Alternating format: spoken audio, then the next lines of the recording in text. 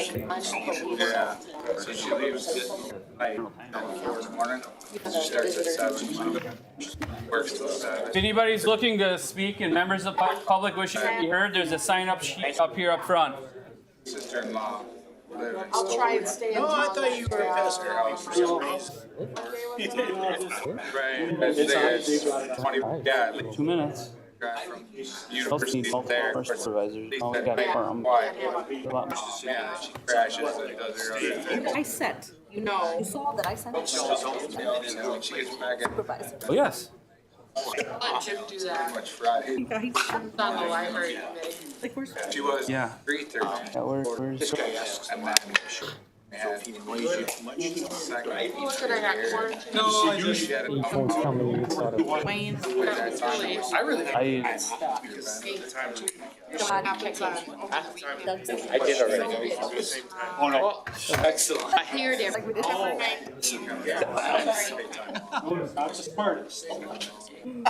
Well, yeah, but that's why we asked questions. Because I guess, I pushed it before and it was blue.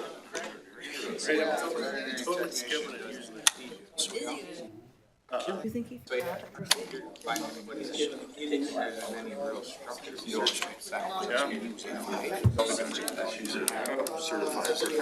Right. Yeah, she's got it. Absolutely. Frogs, cat. Did you hear here with my dinner? From my. Three's better than Oh, five. like. Five. No, are they waiting? No, I have kids. Especially when they go. Right. It's fine, 3 o'clock at noon.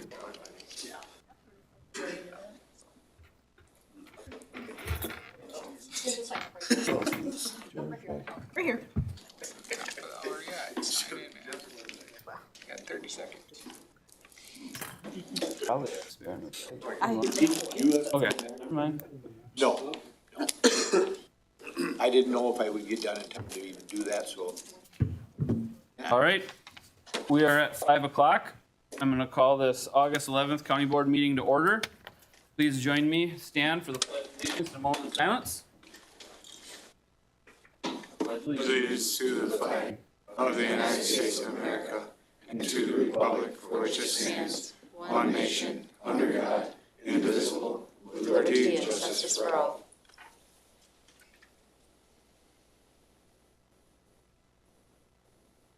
Thank you.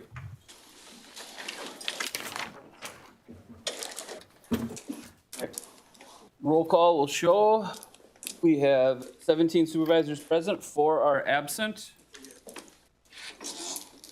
We have a quorum to move on.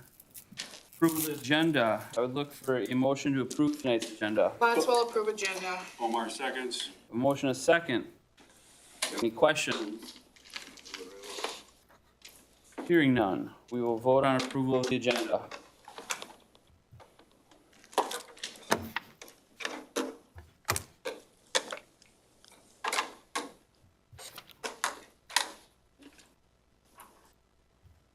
Seventeen yes, 0 no. Agenda is approved. Moving on to members of the public wishing to be heard. All right, first person we have Kevin Height. You come up, please, to the podium. You have 5 minutes.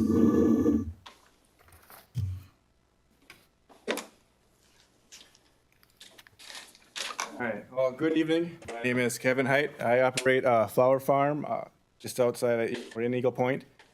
Before farming, I worked in a little bit in planning and elementary education. Through the Chippewa Farmers Union, this June, we did a forum about data centers and talked about community impacts, community benefit agreements, and tonight I'm speaking as a farmer and a resident. So I just want to thank you for taking this seriously. I support the 12-month memorandum. And so the county has time for research and community input and careful planning. The memorandum does not mean deciding that every data center is either good or bad. It gives us an opportunity to determine which developments are appropriate for what locations and what protections are needed, and what genuinely fits our community's vision, economy, utilities, and natural resources and public services. I do have 3 suggestions. First, in section 79E, it does refer to the 10-month period, even though after the planning committee has 12 months. So, but if the 10-month is intended for research and leaving 2 months for family review, that might need to be stated clearly, or that needs to be amended. Second, in 79G mentions geology, soils, and water quality and conservation. But groundwater quality and quantity should be addressed explicitly. We just came off the heels of our Clean Water Days. This is really important for our community. The review should include hydrology, groundwater drawdown, and recharge effects on private wells, wetlands, springs, and streams, and cumulative or consumptive water use. The DNR regulates high-capacity wells, but does not. But the particular question for the county is, what is suitable for development within substantial water demands, and what could that withdrawal mean for neighboring properties and natural resources? Third, in section 79G says the county may consult with various groups. For the core participants, I recommend changing that to shall obtain input from affected municipalities, utilities, emergency responders, qualified technical professionals, and the public. No one group has the complete picture. Utilities can explain existing capacity and infrastructure needs. Scientists can, and technical professionals can evaluate natural resources impacts.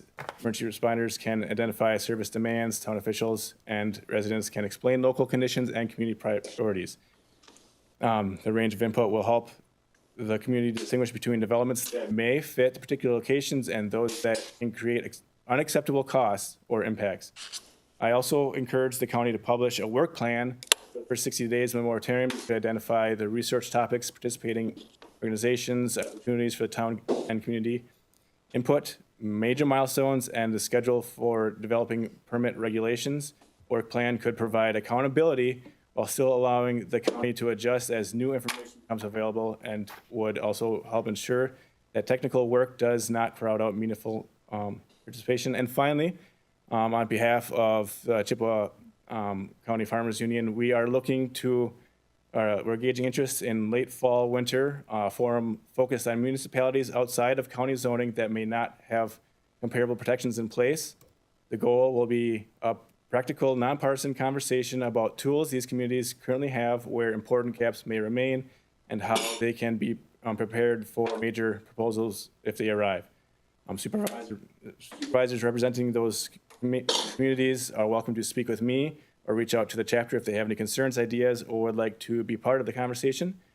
This moratorium is a chance to move ahead, to gather facts and develop protections that reflect the county's needs while still recognizing development. I also would like acknowledgement from the Corporation Council that this memorandum does close any loopholes for any applications and developments or permits. Thank you. Thank you. Next up, Danny Atkinson.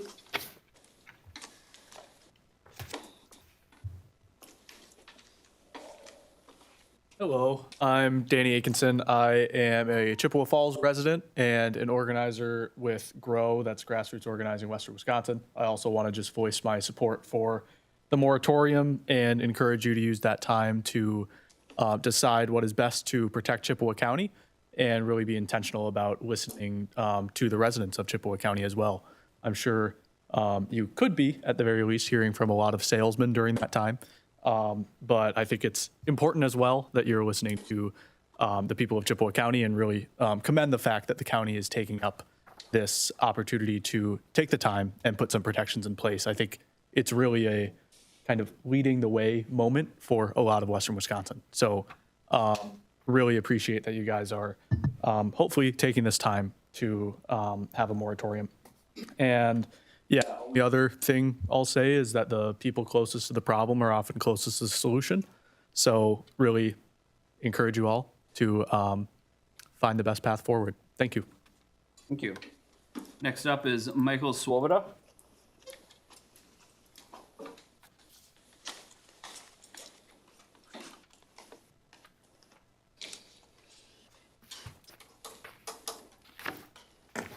Good evening. I'm Michael Swoboda, live in Lafayette. I want to thank the county board for taking up this issue and the foresight in considering a moratorium. I want to add my voice to in support of the moratorium. I think it's important to create the time necessary to consider all the issues and to make sure the protections for the members of the community are put in place. Also look at any potential loopholes that might be created in the meantime, provide support for the unzoned townships in creating any moratoriums they wish to also consider, and to put everything in place that will help protect our members of our community. Thank you. Thank you. All right, those members of the public wishing to be heard, we will move on to the consent agenda. I would look for a motion to approve tonight's consent agenda. Later, so moves. Second. Second, do we have any questions or corrections to past minutes? Hearing none, we will vote on approval of the consent agenda.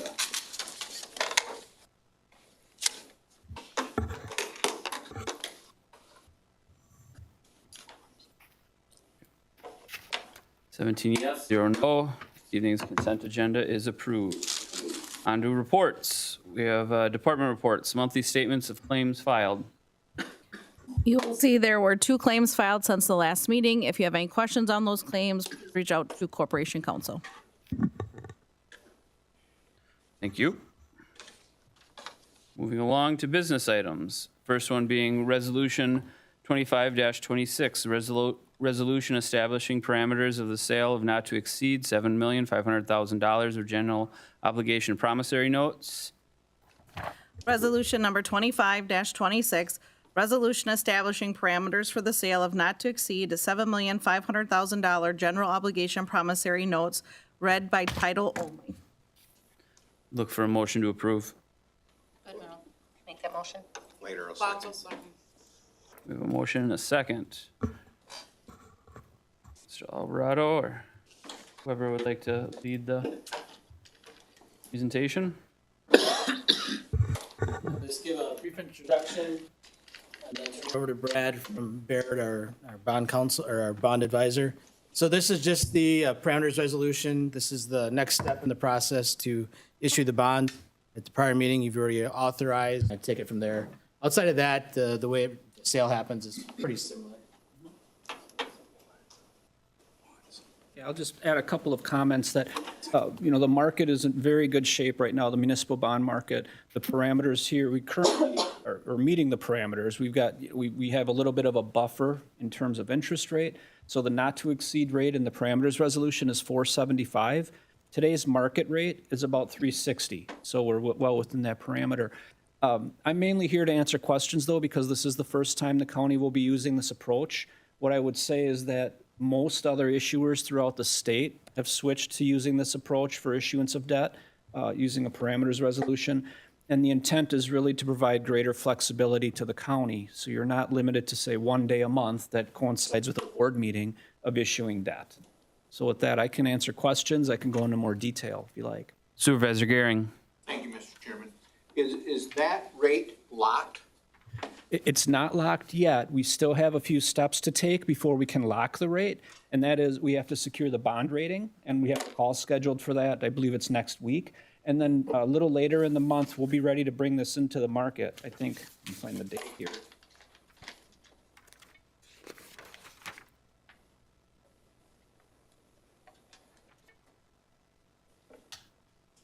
September 2nd, we're planning to get everything locked in. Now, if the market's not favorable the 2nd, we've got flexibility to push that out a day or two and come back when the market is more favorable. Once the debt's issued, once it's awarded, then the rate is fixed and it won't change over the life of the notes. So at some point, we can expect it to be locked. Yeah, it should be locked on September 2nd. Thank you. Mm-hmm. What other questions do we have?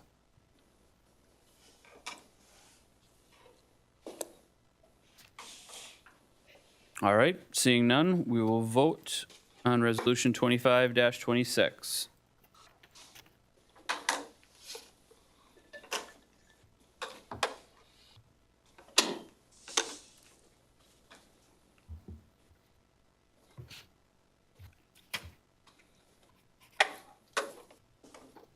17 yes, 0 no. 25-26 passes. Moving on, Resolution 26-26, resolution to approve tax levy for salary adjustments in 2027. Resolution 26-26, resolution to approve tax levy for salary adjustments in 2027. Now therefore be it resolved that $225,000 of levy funding is hereby approved to be included in the 2027 proposed county budget to be used to cover the cost of the across-the-board wage adjustments effective July 1, 2027, forwarded to the county board by the executive committee. I would look for a motion to approve. Bomar moves. Lot seconds. A motion and a second. Mr. Alvarado? Thank you. So as you're all aware, we go through a series of steps as we start to work on the 27 budget, the succeeding year's budget. We start a couple months ago with working with departments on new position requests, capital improvement planning, et cetera. And then we move into working on compensation for 27. We have a couple resolutions tonight, one on salary adjustments, one on health insurance, that once you approve them, not set anything in stone, but it gives us the parameters, by us, I mean finance, administration, on putting together the budget that we'll present to you this fall.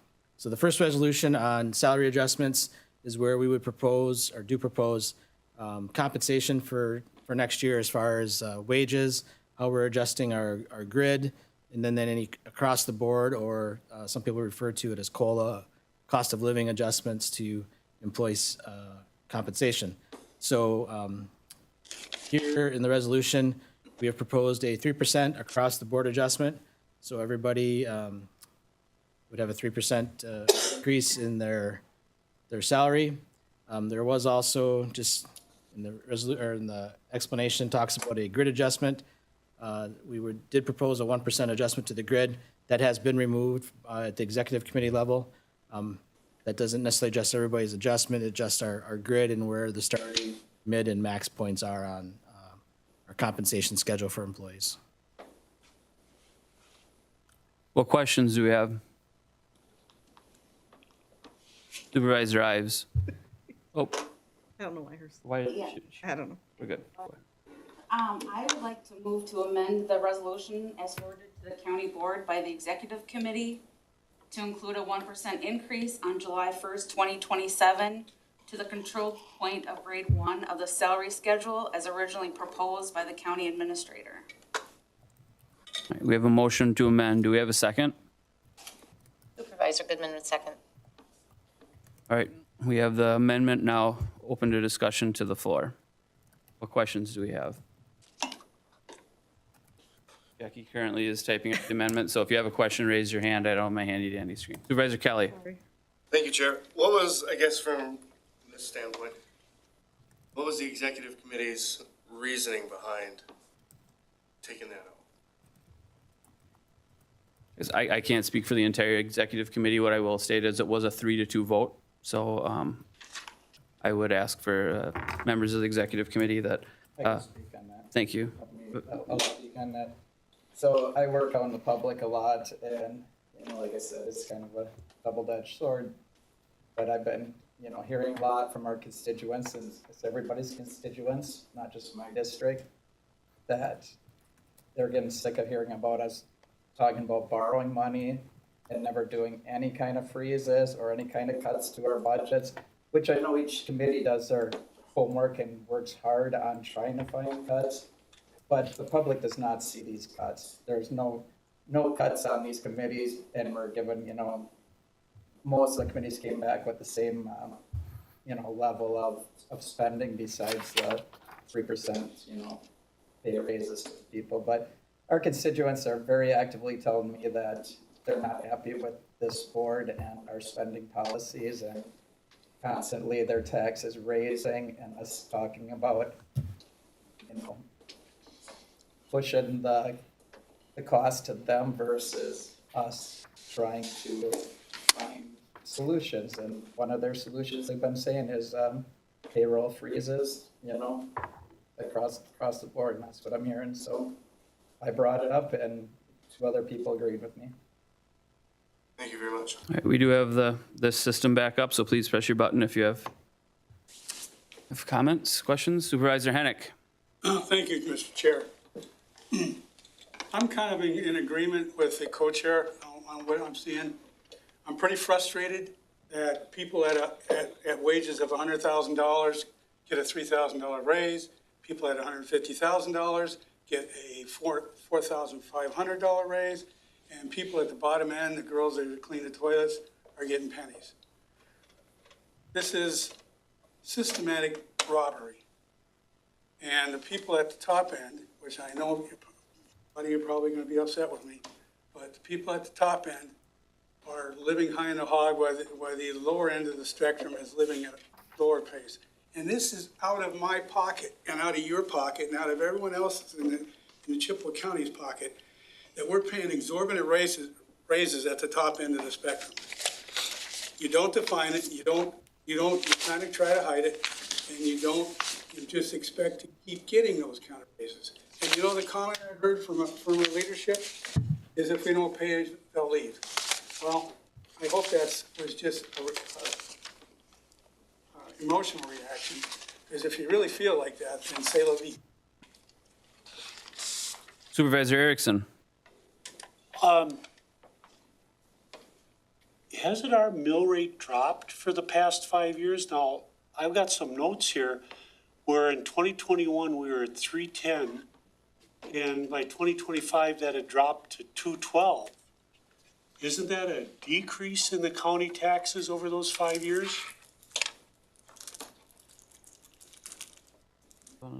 Yeah, it's a little tricky to say that the mill rate goes down, but it might not be the overall levy still goes up.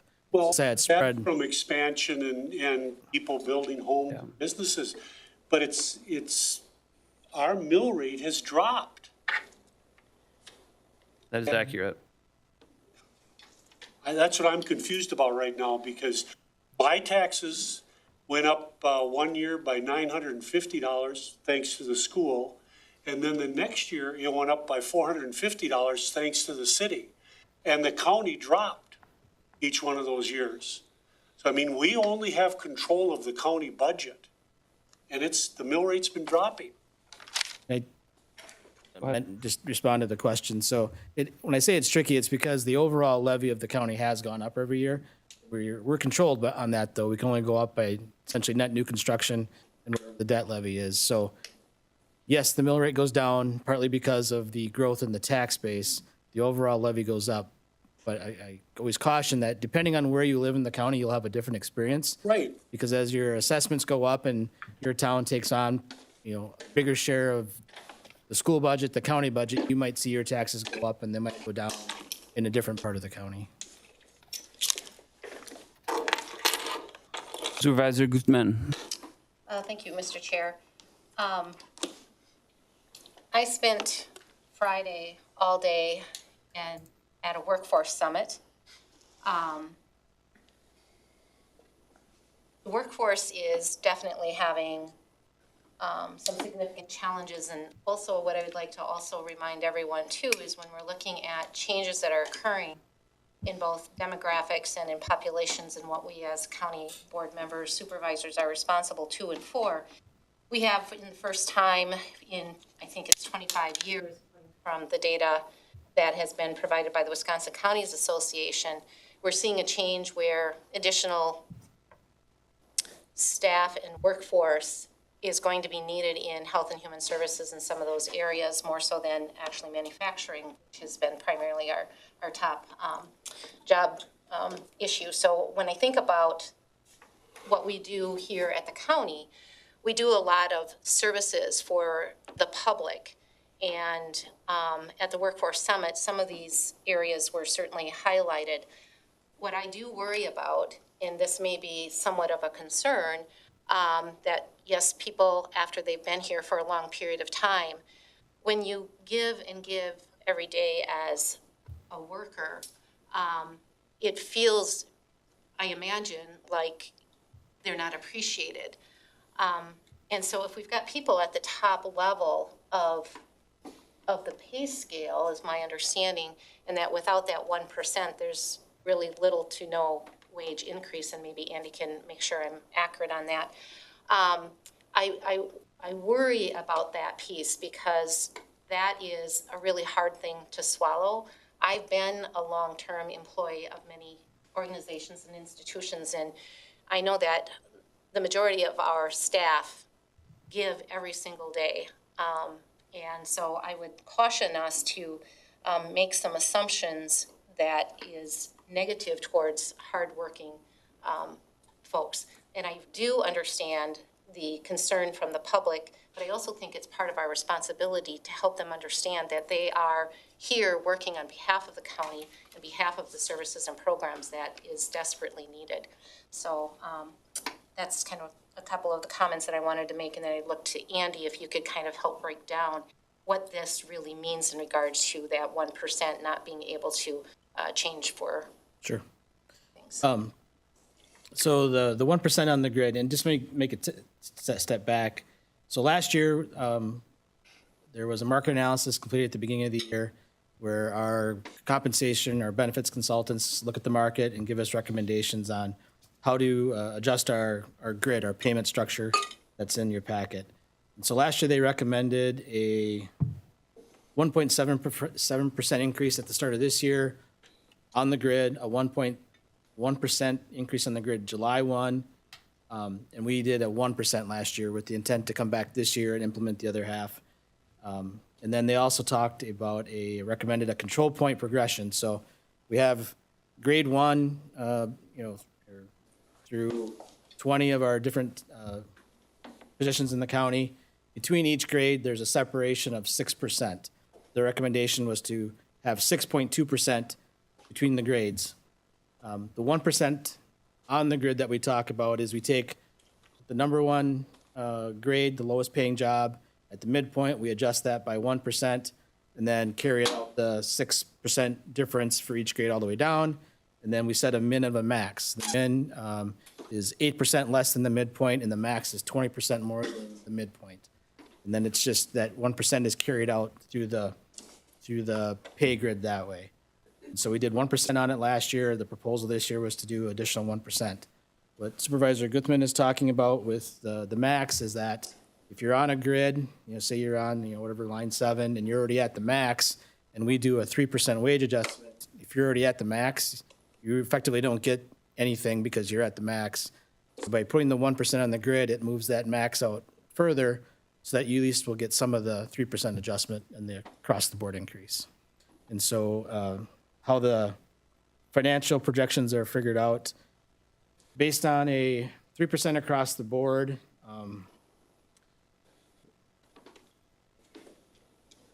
it's just over $500,000 increase in the budget that we have to account for.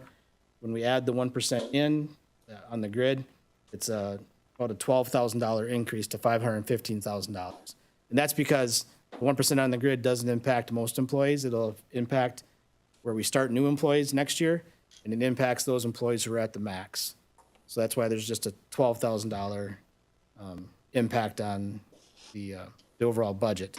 What it does do, though, is it keeps our grid kind of keeping up with where the market is going for wages overall.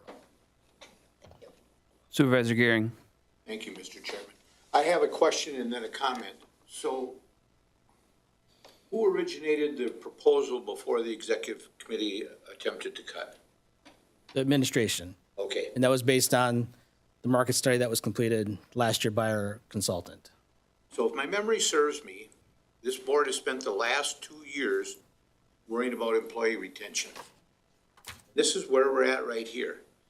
As a member of the EMS ad hoc, we're dealing with it there, and we're talking emergency service employees. The ones that protect us, the ones that heal us, the ones that put out our fires. These are the people that we need to be concerned, and we need to retain them because you can't replace longevity knowledge. Thank you. Thank you. Supervisor Seidlitz. I just want to address the mill rate and Erickson. Obviously, the mill rate's a crazy thing to understand, but what you're seeing through townships, municipalities, our constituents are getting stuff with their property once was valued at $225,000, then it goes up $200,000.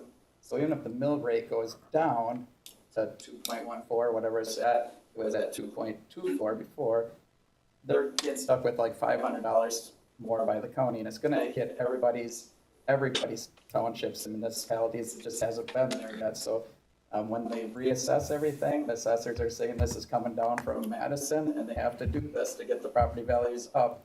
So that's where the mill rates is a big concern. Yes, it looks low, but the impact on our community is high, because every 2 years, they're gonna keep on adding another 100,000, another 200,000. Even if the mill rate goes down a 0.1%, it's adding out of pocket to our community, who also would like to have a 3% pay raise, but they don't get it. They have to suffer with whatever job they got or whatever their bosses say. And I'm just saying, the community really wants to see us make some hard choices, and I love everybody that works for this building and in every committee and every chapter of this building. I mean, they work hard. I mean, they deserve a raise, but there's people in the public, they deserve a raise too, and they don't deserve it coming out of their pocket, and that's where I'm at. Supervisor Bomar. Thank you. My concern with not funding these or maintaining the 1% rate is that it's a slow burn on these salaries. And if you're not careful, every year you're further behind and further behind and further behind.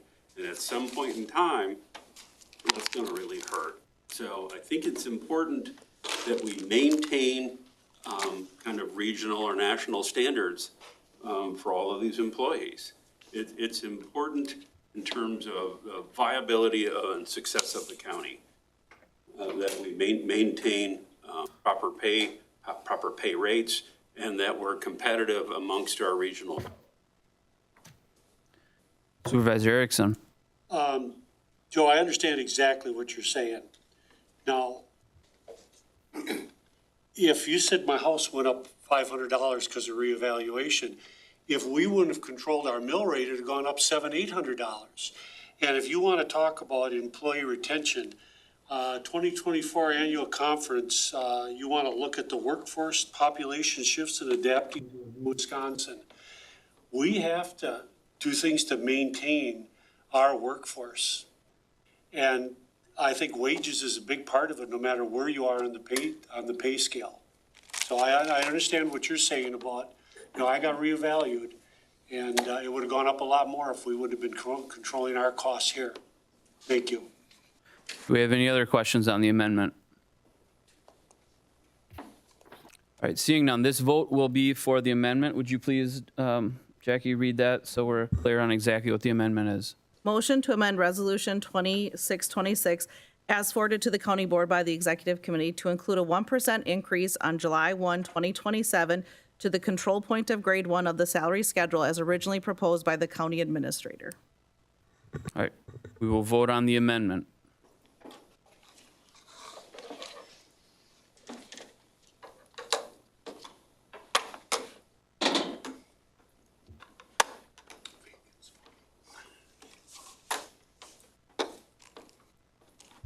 Fourteen yes, 3 no, amendment passes.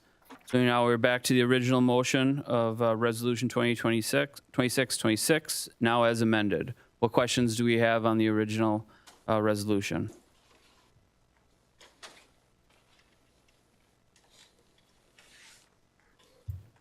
Last call on questions.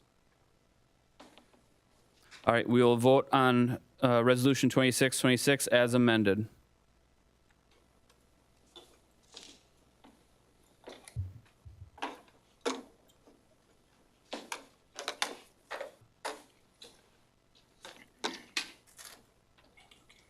Fourteen yes, 3 no, Resolution 2626 passes. Moving along on to Resolution 27-26, resolution to establish health insurance plan funding for 2027. Resolution 27-26, resolution to establish health insurance plan funding for 2027, read by title only. Look for a motion to approve. Kelly, make that motion. We have a motion, we have a second. I'll second. All right, Supervisor Kelly Inflator, yes. Mr. Alvarado. Thank you. Similar to the wage resolution, helps us set the parameters in the budget for the health insurance benefit for our employees. When we talked about this last year, our self-insurance plan was not in a great place. We were running 20% over our budgeted expenses.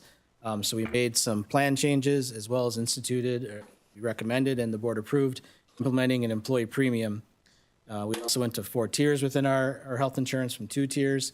A lot of that intent was to somewhat change the behavior of our employees and how they utilize the health insurance, but also to give them, or, force them to make some choices if they have other options for a health plan through a spouse, or going from a family plan to an employee plus one. We incentivize them to, through assessing more cost to them, to make those decisions. And so this year we're in a much better place. We did have people shift plans. We had some people come off our plan. We're still offering, I think, a great health insurance benefit, but now the employee incurs some of that expense as well as the county. So we are, running a little bit under budget currently. There's obviously a lot of year to go, so we're not going to spend a lot of time dwelling on that. But our proposal then for 27, we are proposing to budget in some increases. Our health insurance, our broker consultant, they looked at our plans. They go back and look at like a 12-month cycle to see what type of claims we're having, what they expect we'll see next year. They're recommending a 4.2% increase.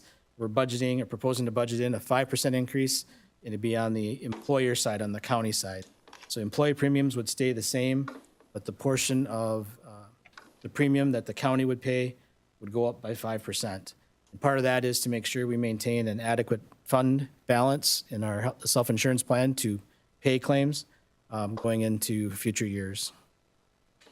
What questions do we have? Supervisor Seidlitz. I just want to, go back to the, for the constituents, I feel like we should be putting this at 5% cost and passing at least 2% on to the employee. We got to make hard choices, but I believe there's going to be some LTs and some other people we need on the line for 2027 that our payroll, is going to be strapped with us taking the full burden of the 5%. Once again, I know I'm the bad person up here, and a lot of the people in the building are not going to like me, but that's the reason why I'll be saying no to the 5% here. Of us eating it all. Any other questions or comments? Supervisor Hennick. Has there been any talk about moderating the melding a little bit of the higher into the lower in administration? Do you want to expand on that question a little bit? Like I said earlier, 3% of $100,000 is $3,000. 3% of $20 an hour is nothing. We're currently on health insurance premiums. We're beyond the wage increases. Okay, sorry. I'm going to withdraw my question. Any other questions? Yeah. All right. Sorry, I did. Supervisor Kelly. Thank you, Chair. Have we thought about going back to the drawing board and revisiting the premiums that the employees pay? I mean, if you think, what is the single person plan, like 25 a month? It's 30. $30 a month, like, that's wicked cheap. If you even think about going to the private sector. Even the family plan, right? That's another one that's wildly cheap. And have we considered like maybe next year revisiting this premium situation? That way the county does, that way the county itself isn't having to. Sure. Two-part answer. So just the single employee plan with the $30 premium is intentional. It's intentionally, I would say even artificially low, because we want to encourage our employees to take the single plan and not take a family plan. And that's just to be perfectly blunt. So when we budget, because we're self-insured, we have some discretion in how we allocate expenses to ourselves, how much the family plan costs, how much the employee plus one plans cost. So that's why the family plan is probably a little more expensive than it would be otherwise, because we want to encourage people to go to the single plan, because that's lower cost for us. Second part, I mean, we did revisit it. I mean, our proposal and why we're not proposing a increase to the employee premium is in part because last year we did institute a premium which hadn't been there in the past. And the employees have, through either probably some just good fortune of their personal health, and how, I'd say even more so though, how they're using the tools we've made available as far as our direct care contracts and not going to the ER, are helping us keep our health costs in line this year. So we're running within budget. But I mean, it's something we revisit every year and prioritize when we present this to you, wages, benefits, and what the overall needs of the county are. So that's why, we think at least this year we can propose an increase on our side and not on their premium. Does that answer your question? Okay. Supervisor Guzman. Thank you, Mr. Chair. I just want to make a comment. When we're thinking about health insurance overall, in order for us to be effective in our services and programs, and us as a governing board, we have to have a healthy workforce. And the Public Health Department, one of your top areas of concern throughout the county, has identified access to health care as one of the number in the higher level of the hierarchy within the first 4 or 5 areas of concern. And so access to care, when I ask what that means, it's more than just being able to go to a hospital or to a clinic. It means health insurance. Do you have affordable health insurance is one of the access to health care.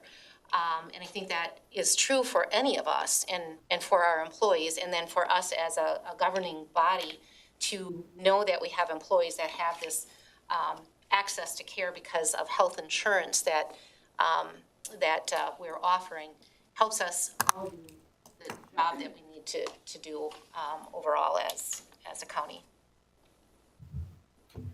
Any other questions or comments?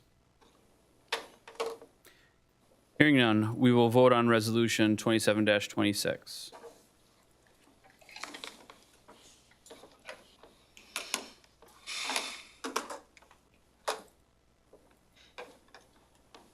Sixteen yes, 2 no. Resolution 27-26 passes. Moving along, resolution 28-26, resolution to convert 1 LTE environmental health specialist, 1 part-time environmental health specialist position in the Department of Public Health as part of the 2027 budget.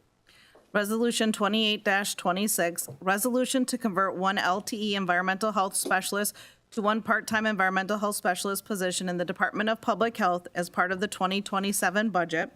Now therefore be it resolved that effective January 1, 2027, 1 LTE environmental health specialist position is hereby eliminated and replaced with 1 part-time environmental health specialist position within the Chippewa County Department of Public Health. And be it further resolved that the current LTE environmental health specialist may transition into the part-time environmental health specialist position effective January 3rd, 2027.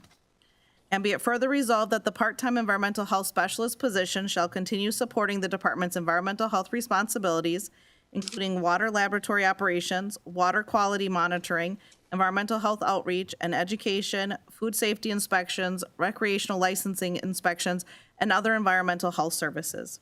And be it further resolved that funding for the part-time environmental health specialist position shall continue to be supported primarily through environmental health fee revenues generated from water laboratory testing and food safety and recreational licensing program activities. As service demand continues to increase, additional fee revenue is expected to offset the increased personnel costs associated with this position. Should additional funding be necessary, the department may utilize the food safety and recreational licensing program's non-lapsing fund balance in accordance with county financial policies. Should program revenues no longer be sufficient to support the part-time environmental health specialist position, the position may be eliminated by the county administrator. Forwarded to the county board by the executive committee. I would look for a motion to approve. Motion to approve. Second. Supervisor Seidlitz, Supervisor Ives. All right, Mr. Alvarado.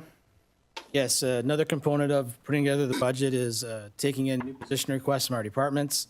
And I think just to kind of pull these resolutions together, I would say we've put a priority, at least the administration side, on fair compensation for our employees in hopes of retaining good employees, and trying, though, to hold the line on not adding any new employees or new programs, unless, in particular, if they're going to have levy needs. We don't have enough levy dollars, the tax dollars, to go around, so we hold on to those dearly to allocate them to the priorities of the county. In this case, this is a position that's been requested that is not levy supported, and it's driven largely due to demand from the marketplace. So in the environmental health area, this position works in the water lab. We get a lot more, because we have increased capacities with our water testing program, we're seeing more demand for that. We're seeing more demand from places like Airbnbs that need inspections and water testing. Food trucks, restaurants, all those types of things see a continued volume where we need additional personnel. So this proposed position is a relatively small increase. It's going from an LTE position that we already had and eliminating that and making it a part-time position up to 1,044 hours. The resulting economic or financial impact is $15,157 increase in wages and benefits due to that change in increase in hours. What questions do we have?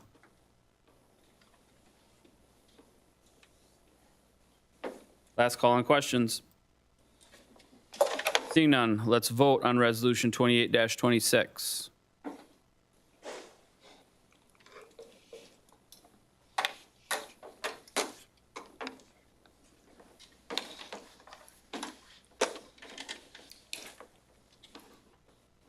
Eighteen yes, 0 no. Resolution 2826 passes.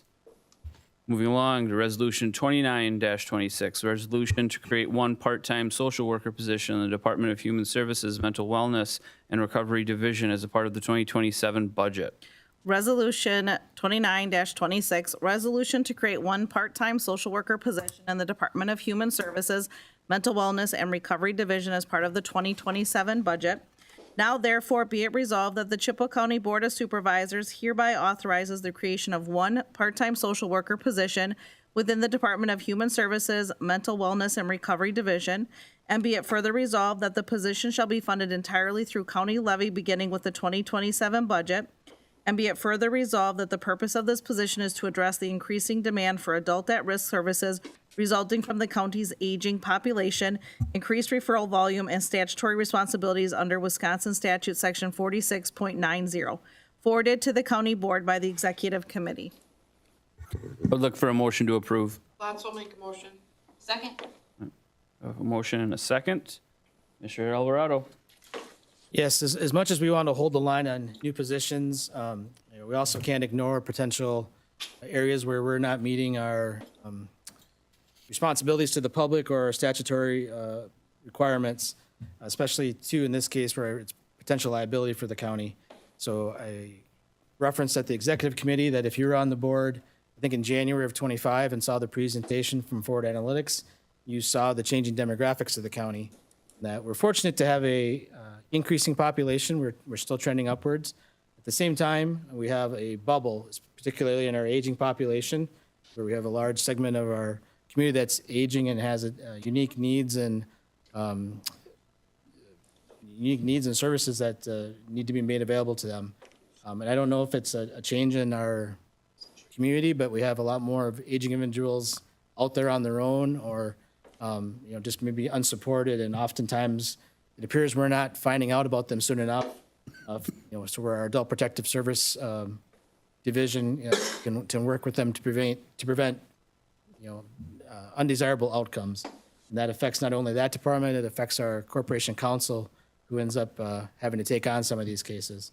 So we are proposing an addition of a one part-time position, social worker, up to 1,044 hours within Department of Human Services, Mental Wellness, and Recovery Division, and that would be supported by levy dollars.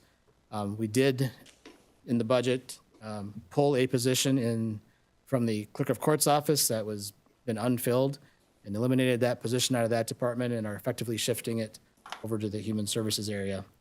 With that, I'll turn it over to our Human Services Director to add anything else and answer the hard questions. I don't have much more to add. Andy did an excellent job. I would just say that our current staffing levels are consistently exceeded by the volume and complexity of the APS cases, resulting in workloads that surpass all capacity. We've done our best over the last year to shift any staff time to go down and help our APS unit, including myself. I've spent the last 2 days on investigations and paper service myself. So we really have done our best to try to patch it together, but we're just at a point where we're at a breaking point. It is affecting staff morale, burnout, and we just wanted to give high quality and timely services to those people that we serve. What questions do we have or comments? Supervisor Kelly? Thank you, Chair. Clinicians, right? They're part of your, are they able to be social workers? They are social workers. They're master's level social workers. But social workers can't be the other way? Like, they can't be a clinician? Correct. That's a higher level of certification. Why don't we hire more clinicians and get rid of social workers? Well, because you have to pay them more, and they're really hard to come by. It's a very competitive market to get clinicians. Yeah. All right. I was just curious. Supervisor Hennick? Thank you, Mr. Chair. No hard questions. Just how do you plan on filling that in? You going to do it like a half a day all week or 3 days a week that have you figured out what are the heavy times your customers come in? How do you plan on managing that time? That is a conversation I've already had with that program manager, and we are going to start mapping the trends to make the best use of that time. So you don't have it down yet, right? No. Right now, it's just every day's. Yeah. Supervisor Gutman? Thank you, Mr. Chair. I just have some comments. First of all, kudos to what your department has been doing. I've benefited from calling Adult Protective Services in my practice as a nurse, but also as a county board supervisor. And when a call is made because of the concern of an elderly, fragile person who's experiencing pretty significant issues, it's really nice to be able to talk to a professional social worker on the other end who understands the significance of what it means when an elderly person isn't eating appropriately, has been scammed by fraud, or has had potentially other types of abuse and or neglect. So I want to say that, again, going back to what Andy had referenced, what I referenced previously, we are looking at a really significant shift in what we're needing to do. And I think all of us as county board supervisors have a responsibility to assure that we have the workforce that's needed to care for the population. And this is going to be one of them. And so a part-time social worker that can add and help alleviate some of that stress. As you said, that these are complex cases. They're just not a one and done. And I know the particular case that I had, it was multiple phone calls and after hours and on the weekends. So anyhow, my appreciation to the work that's done. Any other questions or comments? Seeing none, we will vote on Resolution 29-26.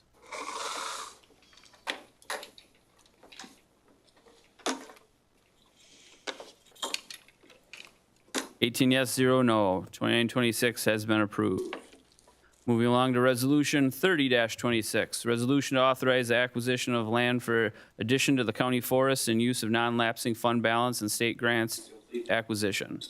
Resolution 30-26, resolution to authorize the acquisition of land for addition to the county forest and use of non-lapsing fund balance and state grants to complete the acquisition. Now therefore be it resolved that acquisition of the above described real property owned by Lawrence and Lynn Wilson for the purchase price of $120,000 is hereby approved, and be it further resolved that use of $61,605 of non-lapsing fund balance from the Type B tax deed proceeds pursuant to the county's policy for use of fund balance non-lapsing accounts is hereby authorized, and be it further resolved that the Corporation Counsel Division is authorized to prepare any and all documents necessary to proceed with the acquisition of the real property. And be it further resolved that the county administrator is hereby authorized to enter a grant contract with the Wisconsin Department of Natural Resources to secure grant funding. And be it further resolved that the county administrator and county clerk are authorized to execute all documents necessary to complete the acquisition and enroll the property under the county forest law pursuant to Wisconsin statute 28.11 Pren 4, forwarded to the county board by the Land Conservation and Forest Management Committee. We'll look for a motion to approve. Later, so moves. Any seconds? We have a motion and a second. Mr. Hanson. Can you scroll down to the map quickly? Sorry. It's just a little bit further down in the packet. I think it's the second map. My committee authorized me to seek out an appraisal in order to evaluate the cost of this property. So that was already in process when I was informed that state stewardship money, yeah, sorry, it's the next one. The red triangle in the middle there, that's the property. The blue hash mark is the property that we would be acquiring. Everything in white hash mark is currently county forest. You can see the property is bordered on 3 sides by county forest. The landowner came to us with an interest to sell to the county, so we ordered that appraisal, started moving forward. I got aware that the state stewardship funds had become available because a previously approved project had been rejected. And so I came to you a few months ago asking for authorization to seek out the state funding. We have received that state funding. Now we're seeking authorization to purchase the property versus seeking out the grant funding. You can see the road network there gets drastically improved by us owning this parcel. It has mature timber on it, which we will likely sell upon acquisition and recoup a considerable amount of the investment. What questions do we have? Supervisor Gehring. Thank you, Mr. Chairman. Couple questions. First of all, what tax base are we going to lose by purchasing this? When you look at the tax numbers, the townships make more revenue, and so does the county, off of county ownership versus taxing a private citizen because of the way that we actively manage our timber.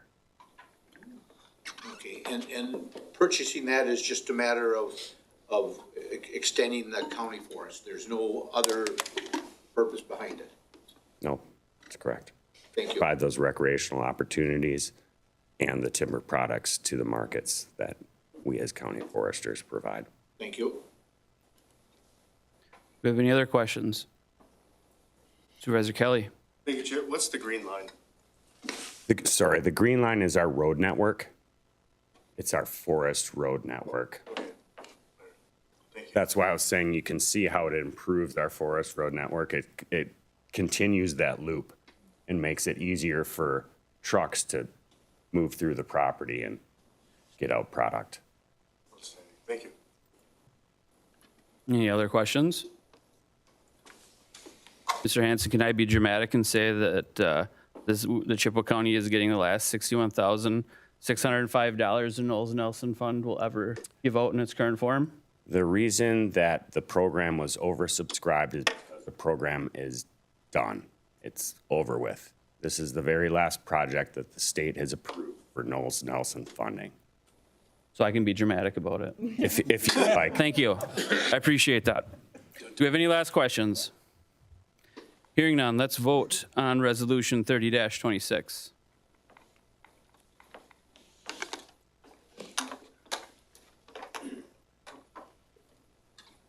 18 yes, 0 no. Resolution 3026 has passed. Thank you. Moving along, we are now to ordinance 10-26, ordinance to amend Chapter 70 of the Chippewa County Code of Ordinances to adopt a temporary moratorium on data center development. First reading. Mr. Clary.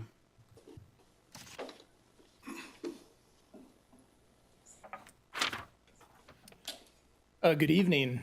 So hey, since the last time I was here, we've looked into adopting a moratorium for data centers. This did come up after the July meeting.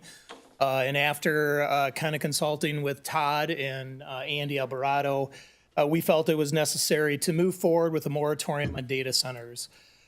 Just to give you an idea, this ordinance is moratorium is actually going to be part of the zoning ordinance. It'll be section 70-9, and it puts a moratorium on data centers in the zone towns. So it's not countywide, it's only in the towns that have adopted county zoning. Basically, from an aerial view, it's the towns that surround the city of Chippewa Falls, and then up towards Bloomer, which is the town of Woodmore. Town of Anson, town of Eagle Point, town of Lafayette, town of Halley, Wheaton, and Woodmore are the 6 that this is effective for. Outside of that, we don't have any jurisdiction as a county board to adopt a moratorium because we're adopting this underneath our zoning laws, our zoning authority, which is Chapter 70. After discussing this with outside counsel, they felt it was appropriate for us to add it to our zoning ordinance versus as a standalone, because there could be some potential issues with an ordinance outside of the zoning powers, which would have been underneath Chapter 66 and have been looked at like a development moratorium. So based on that direction, we had created what you see in front of you as a moratorium.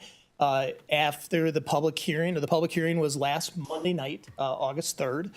We had individuals that came in and spoke in favor of that moratorium. We had some individuals that had some concerns with the moratorium, and that was specifically related to the electric companies or the co-ops. And I provided that information within your packet so you could see the comments they had. However, part of their comments were really making sure that they weren't going to get disrupted with running lines for their existing projects. And underneath the moratorium for the exceptions, I kind of pointed out during that meeting that we did make an exception for utility facilities, energy generation facilities, energy storage facilities that are not constructed solely and primarily to serve a proposed data center.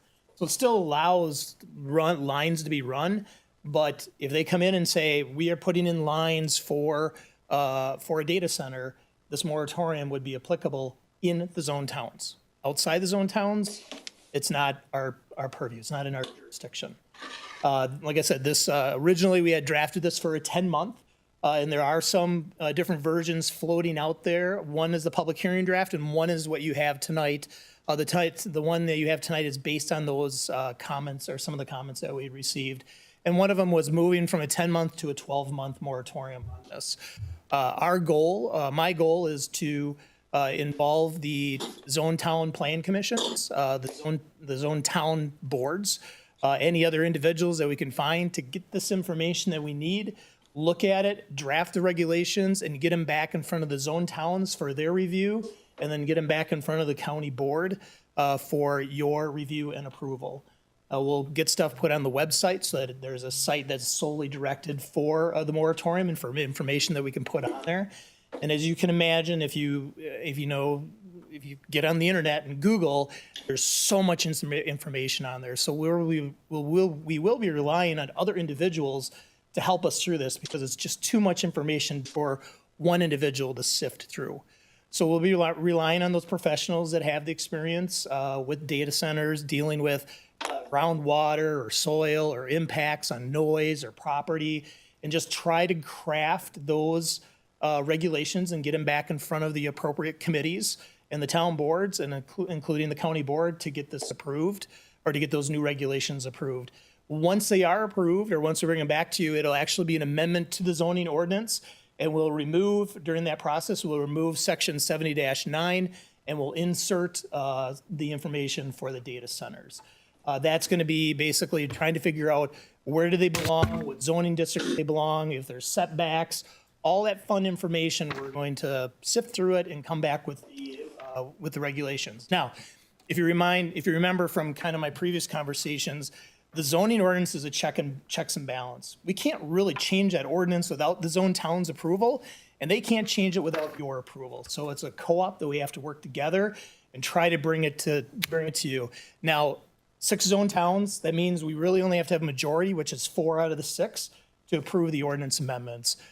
Prior to us moving forward with this, as I mentioned, I had conversations with Attorney Pauls and with Andy Alvarado about this moratorium. I did reach out to all the zone chairs to let them know that this thing was coming down the pike and it was moving fast, so that we could get this in front of the appropriate committees, do the public hearings, the public notices, and get it in front of the county board for approval. So That's all I have, really. That's all? That's it. That's it. So if you have any questions in the moratorium, hopefully I'll be able to answer them for you. Chairman Berger, may I have the floor? Yes, go ahead. Supervisor Romeyer makes a motion to suspend the rules and waive a second reading in order to take action tonight on the temporary moratorium ordinance on data center development in Chippewa County. I'm requesting waiving a second reading as time is of the essence for the Planning and Zoning Committee to move ahead on addressing our zoning ordinance. Thank you. We have a motion to suspend the rules. I'll second it. We have a second. And just so everyone's aware, why this is happening, ordinances do require 2 readings, the full board, unless suspension of rules happens. This will require a 2/3 vote by the members present to approve. What questions do we have on the motion on the floor to suspend the rules?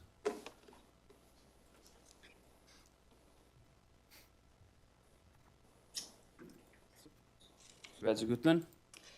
Thank you, Mr. Chair.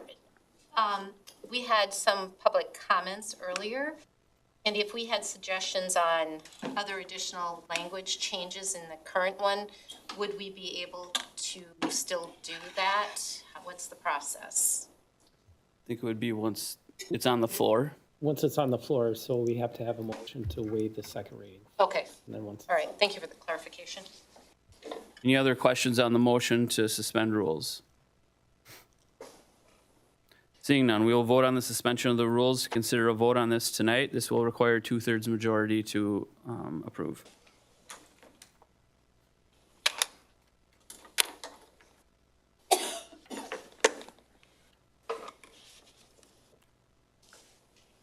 $19 yes, 0 no.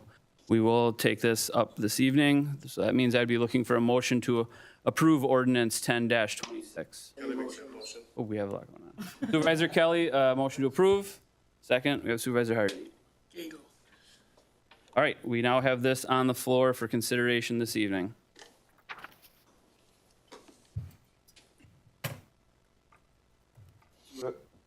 Now Supervisor Gehring. Thank you, Mr. Chair. So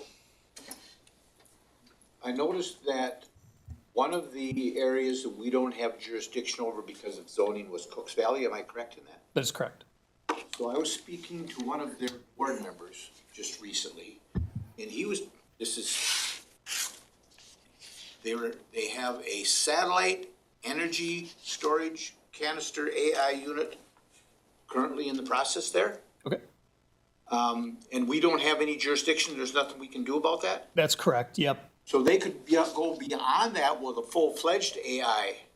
Is that a correct assumption? That's correct. Is there any course of action that the county has to include the entire county in it outside of zoning? We do not have that authority because we're actually adopting the moratorium underneath our zoning powers. Now, each one of the unzoned towns, they have the ability to adopt their own moratorium, to pause, to take a look at their ordinances or their laws, to see if they want to adopt regulations, the regulations to regulate a data center. So this member told me that because they're not zoned, that they don't have that control over that. Is that true or not? Well, they don't have zoning powers, so they have never adopted a zoning ordinance. So underneath this type of a scenario, they would not. However, they could adopt a moratorium, and they would have to check out with their legal counsel, but they have the ability to adopt a moratorium on the back side of it. They wouldn't be able to adopt it underneath 5969, but they may be able to do it underneath their general police powers, which is the reference that we make to 5903, so their general police powers. So they could. I haven't seen anything specifically related to to an unzoned town adopting a moratorium for data centers, but they would want to check with their legal counsel and figure out what avenue they have, or the Wisconsin County Towns Association. Well, and he made it sound like it was too late for that already. Probably for that one, but depending on what they're looking at and how they draft their ordinance, I mean, it may stop future ones. It may not. It's hard to really say for those unzoned towns. Thank you. Yep. Supervisor Gutman. Thank you, Mr. Chair. So a couple of suggested edits. I don't know if this would fit well under page 2, the second from the bottom, whereas. I feel like we need something that talks about complete transparency and not allowing non-disclosure types of agreements. Maybe that doesn't fit right there, but it was pen landed, or if you have a suggestion where else it could go.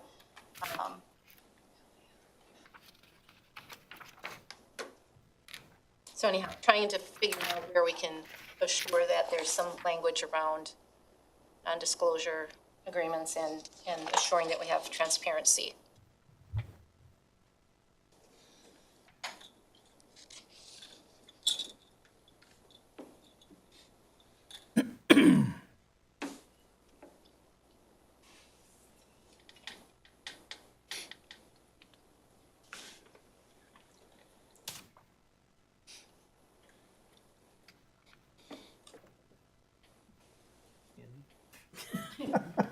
Could it be included in the last sentence of that second to last whereas, and just as a transparency note? Yeah, The non-disclosure element, well, that's getting into the weeds of what the actual ordinance will read, that'll Yeah. come back to us. Yeah. But a transparency reference, I think, would be important.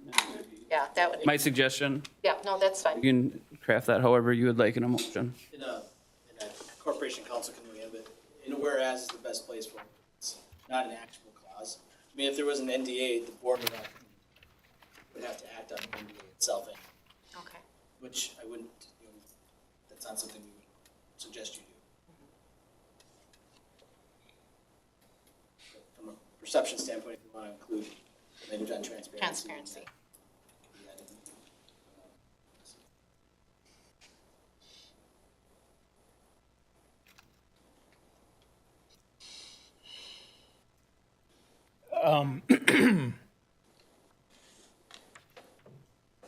So I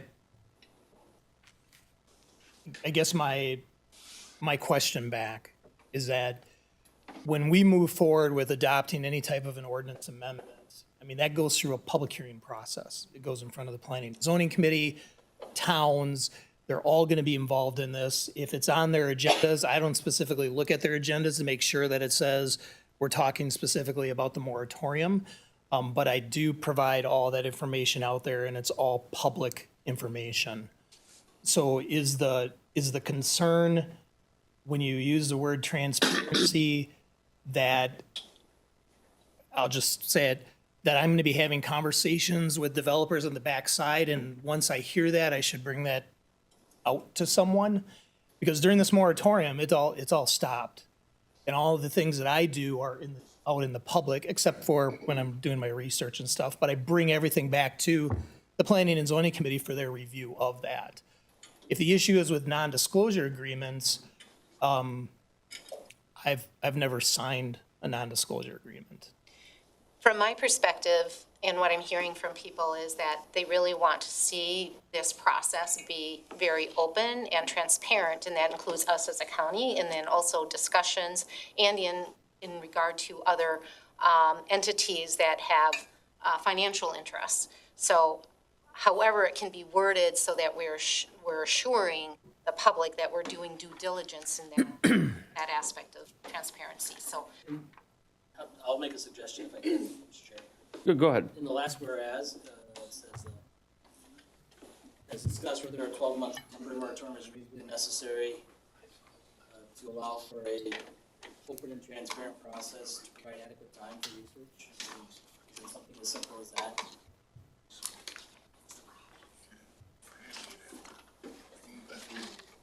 I did. To allow adequate. To have an open and transparent process to allow adequate time for research, ordinance preparation, public review, tell more recommendations.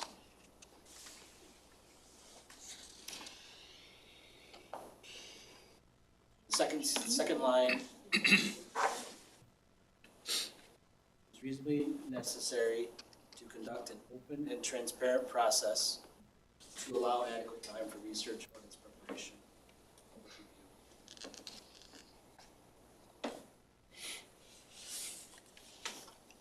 would work for me. Did you have a second one as well? Because if you're gonna make a motion, I'd recommend doing them all in one. Okay. Rather than multiple Keep votes going. on individual lines. So then, also wondering on page 3, we have a definition of the total square feet exceeds 20,000 square feet. Is there a way to address footprint or structure? Because there's also the concern around smaller modular data centers that are also really coming in, and they can also use as much power, which increases the electricity rates oftentimes for folks.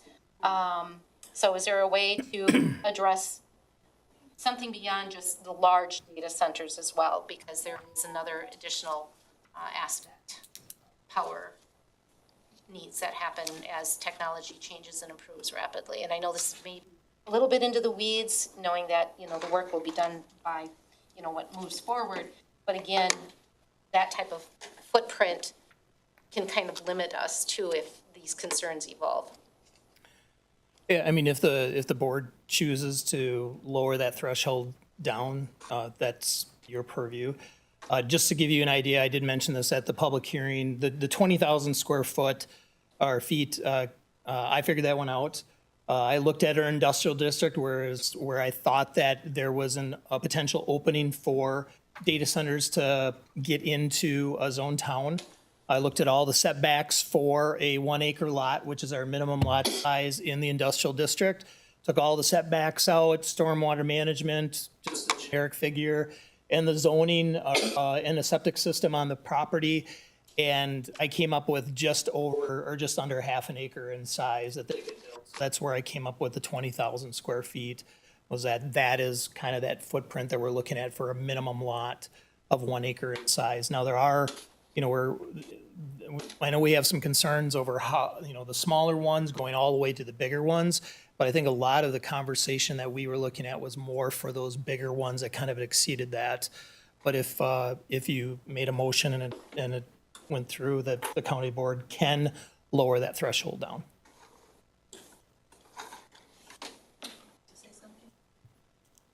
Do you have anything left on? Well, then my other question, much to some of the comments that were made, just to note that there was a suggestion that we change 10 months to 12 months to be consistent in the language underneath item E.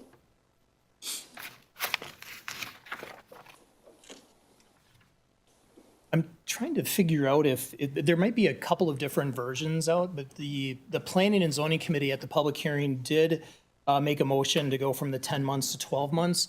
So the one that the one that I have has 12 months. Yeah. So this is. Oh, okay. Okay. Okay. Yep. And then, again, referring back to some of the public comment, there was a lot of terminology that was used in regard to assuring that we have input from not only the affected municipalities, utilities, emergency response, and technical professionals. Can we address those pieces as well as the various hydrology types of concerns that were brought forward in regard to water drawdown, recharge, and private wells?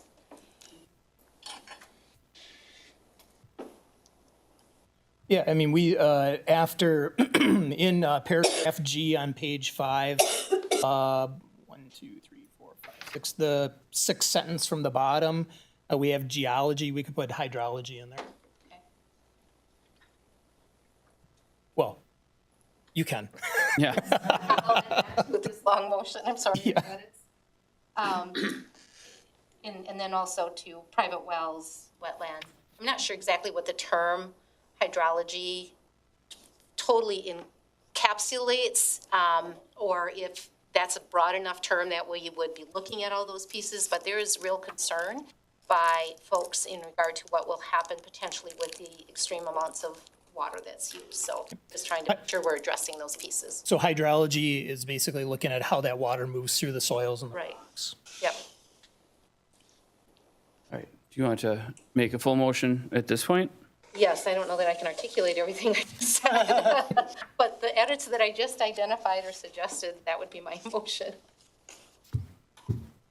Would you be able to, who wants to recap that before we look for a second? I don't even know where some of it was, so. Let's start out with Mr. Alvarado. You had the first. So the last whereas, after reasonably necessary to conduct an open and transparent process. And were you intending to amend the square footage requirement in there, or? I am concerned about, Because that will need a specific number directly from you. If you would want to do that. and I don't have a specific number. Right there. Can I make a suggestion, because I said it at the other meeting, 10,000 square feet. Just because it reduced it, the footprint quite a bit there, and it was still. I'll go with 10,000 because I don't have a specific number. I just know that the smaller modular ones are using a lot of electricity. So that 10,000 max square foot. And then the third one, third edit, Yeah. add hydrology. Geology. Where's that going? G. G on page 5. Where on G? Oh, towards the bottom. Yep, towards the bottom of G. Geology. Geology, look for that.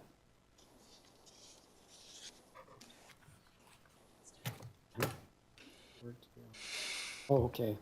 All right. Transparency, 10,000 square feet, adding hydrology.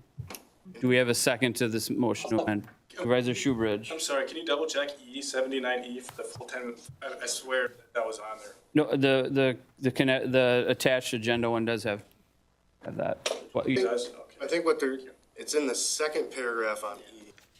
It says, it's right after data centers regardless of whether the full Yeah, the full 10-month 10-month period has elapsed. It's just written out. Where? Last sentence. Page 4. Yeah, because I think this is the same version, August 4th. Oh, right there. Okay, well, we have a motion and a second on the 3. We'll have to circle back to that one if there's a desire to amend that, so. Wait a second. Supervisor Shoebridge made the second of the motion. Do we have any questions on the amendment to add words regarding the transparency, taking the minimum footprint down to 10,000 square feet, and adding hydrology and a consideration for that statement in parent G? Do we have any questions on that? Just raise your hand. Everything's currently consumed on the screen. Supervisor Bachman. I just want to clarify, going to 10,000, does that affect any of them that are currently in place today that you know of? If they are already existing, they're still underneath the exemptions in there. Yep. I want to clarify that we don't create an issue of an existing. Good point. Thank you. Supervisor Isold. Does that change the water consumption drastically and the energy we're using when they are minimized? Is that staying the same? Or is it worse? It's hard to say. We just don't have the information on how much a small one versus a big one uses. Is that in there that There's a what? like maximum to that? With that 10,000? Well, it's 10,000 square feet. That's where we can that's where we would regulate them. So if they want to go above that 10,000, they're not going to get a permit from us. Yep. And it has to be zoned. I mean, right now, the place that they would be is industrial. That's if they are shown that they could actually go into that industrial district. Limit on the water consumption that they have? We don't have any restrictions on water consumption in the entire ordinance at this point in time. That will be something the committee will look at during the process of developing new ordinance. Supervisor Lotz. If it's closed, if a data center has a closed system, it doesn't use water every single day. It's closed, it's enclosed. So what they use in the very beginning is what they use forever. So I just toured Port Washington last week, and this is 22,000 gallons of water, and that's all they're gonna use. So it's not a daily use of water that they use if it's built as a closed system. And that's a great point that we can talk about as we move forward with the ordinance amendments. Supervisor Hennick. Thank you, Mr. Chair. I just have one simple question. is it possible, we've reduced it to 10,000 square feet.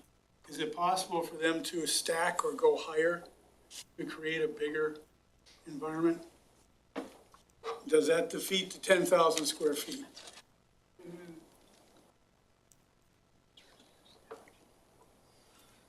do believe there's height restrictions in each different zoning district. There are, I'm just trying to remember what it is in the industrial district. So that's answered then. Yeah, to a point. Yeah. Is there, I mean, the 10,000 feet is everything on that lot. It's just not the building itself. It's everything that would be included for that data center.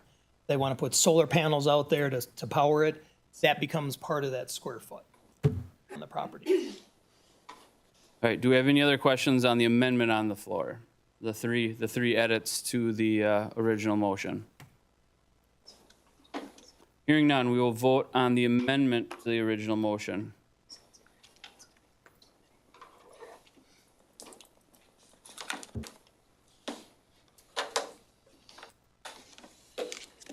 All right, 19-0 is amended.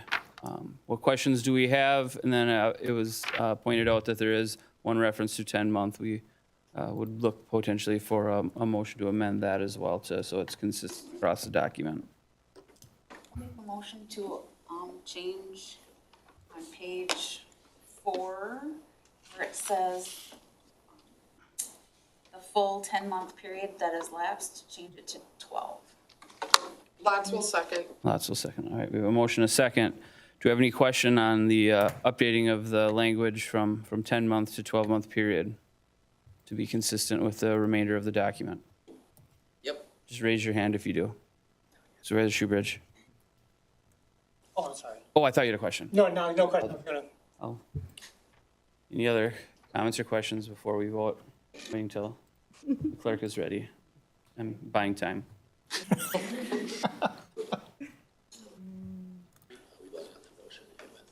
Just change it from 10 to 12 months and that would stay there. And then I think, so that's when you.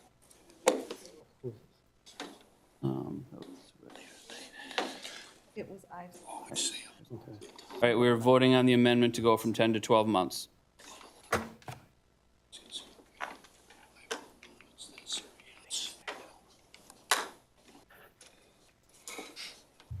Supervisor Danielson? Nice. Supervisor Danielson? Sorry. Vacant supervisor? Don't put my name on, I won't vote. 19 I'm sorry.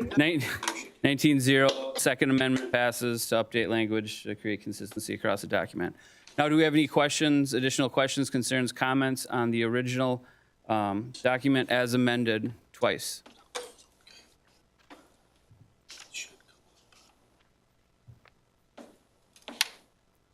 Last call for questions, comments, concerns, or amendments. Oh, here we go. Supervisor Danielson. So Doug, you were just getting to the point when you gave your original presentation, you said there's 6 towns that are zoned. Yep. And you talked to the town chair. I'd be a lot more comfortable if this was coming up from the bottom up. I mean, I'm gonna abstain on this because I don't think Getz and Arthur should be voting on what happens on these 6 towns over on the, western part of the county. So what was the local reaction? How did the town chairmen feel? Is this necessary, or are they asking for this, or is the county pushing it down their throat? They were all in agreement with it. Okay. That's why I reached out to them to let them know that this was coming down. Okay, you said that part, but you didn't say what their reaction was. But so they're asking, this is coming from the towns up, that they're requesting this moratorium. Well, no, to be blunt and honest, because the conversation started here internally with staff, and then I reached out to those 6 zone towns and talked to them on the phone about what the process was and what we were looking at doing. They all, I mean, it's the town chairs, it's not the town boards, but they all were in favor of it. Of the moratorium. Yep. Okay. The problem, if you pass this, what you're doing is you're squeezing everything that may happen over in the more developed part of the towns where you probably have better zoning, better regulation into the eastern part of the county, which will be the Wild West, basically. We have no regulations. So if I was a data center, I know what I would do. I would say goodbye Bloomer and, hello Cornell, Stanley, Getz. So it's a problem. The other thing is, you gotta think about everything we voted earlier on. We voted to, raise salaries, raise everything else. I was in favor of that. I'm surprised that Chippewa County is not actually looking to site a data center. We love data centers. I mean, everybody here will show me pictures on their phone of their kids or grandkids, and nobody's gonna pull out Kodak and show me that. I saw your IT center, you back up every night. I mean, the place is incredible. We all have iPads, you don't use the mail anymore. We love data centers. We just want it 50 miles away, 100 miles away. And I just, if you want to keep your taxes down, why do you want to push a data center to Menominee? Because of citizens. If they want to build a data center in my next to me, I mean, I understand that I could write this moratorium for any business you want. If you want it for a large farm, if you want it for anything, and I understand there's concerns. But I do think we have regulations regarding pollution, regarding noises, pretty much anything you want. I think the people that work for these data centers would probably be pretty good people that live in your community. I think they're going to be probably above average intelligence. I think they're fairly quiet. I read The Economist. I get it. I understand you can have a 12,000 acre data center that uses up all the water, but we're even worried about shutting down these really small data centers that might pop up. That guys, these pay property taxes, and I don't think you should be scared of technology. Chippewa Falls used to embrace technology. We used to think supercomputers are pretty cool, and now if any one of you wants to come next meeting and not have your iPad, not have your iPhone, I respect that. But to say you don't want a data center and a moratorium, I get it. We can have it for 6 months, 12 months, or 18 months. But the reason we have moratoriums is because you're trying to shut something down. It's really, I don't buy the argument that we need more information, because guess what? 12 months from now, you're still going to want more information. So, and I've been through the zoning a long time ago. I've been through that fight, and I appreciate your efforts. I do appreciate that. And I'm not in favor of pollution, problems like that. But I really think you gotta look at, what the jobs these would bring and the taxes that these would bring. And I think it would be a benefit. And if you wanna keep raising your mill rate every time, just vote against this and, push it into Rusk County, push it into, we're in Menominee, and we could just raise our mill rate and wonder why we don't have good jobs here. That's my comment. And I will abstain because, again, this doesn't affect me. I hate voting on other, I hate voting to restrict things that people can't vote on me. I'm over in Getz, so I'll stay out of this fight. Mr. Alvarado, you wanted to add something there? Can I? Sure. Thank you. So, hopefully I'm all right with Doug and Todd talking about this. So I think Doug and I have talked. We're heads are not in the sand. We've watched the conversations from Dunn County. We've heard the rumors that potentially people are talking about land in Chippewa County. And I believe we were of the opinion a few months ago that if somebody applied for a data center under current zoning ordinances, they couldn't, because we don't have a zoning district that lists that as an eligible use or a conditional use that would fit. Then maybe we heard from other areas of the state or other states where some of these data centers were applying under a warehouse use, which probably is not intended, was not what the warehouse definition was intended for.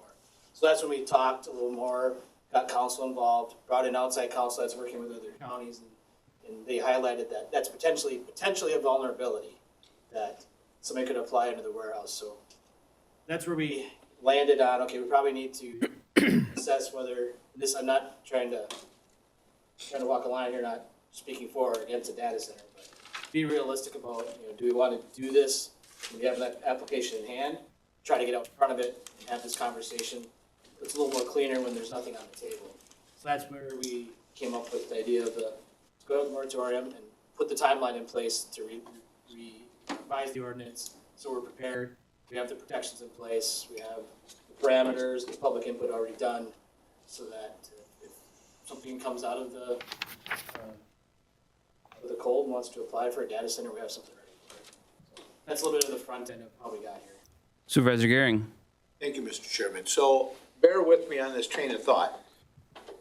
Who issues wellhead permits? Well permits? Yes. So we issue a permit through my department for any private well. A high-capacity well is issued by the Wisconsin DNR.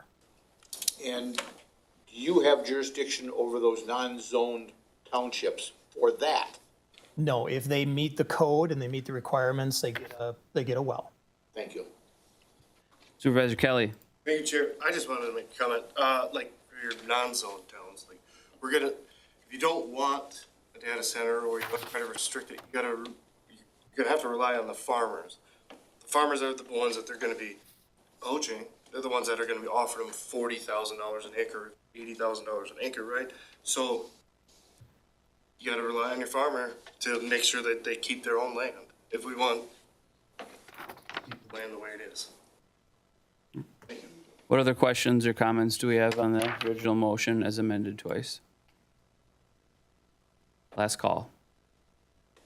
All right, we will vote on ordinance 10-26 as amended twice. Okay.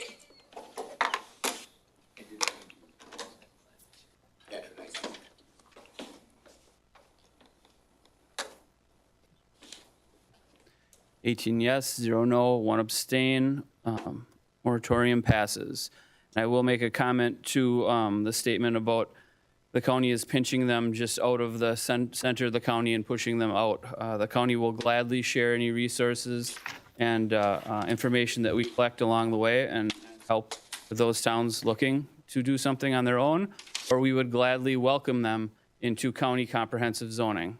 Those would be two offers that I would put up personally. So, moving along. We are now on to, we have no appointments, future items for consideration.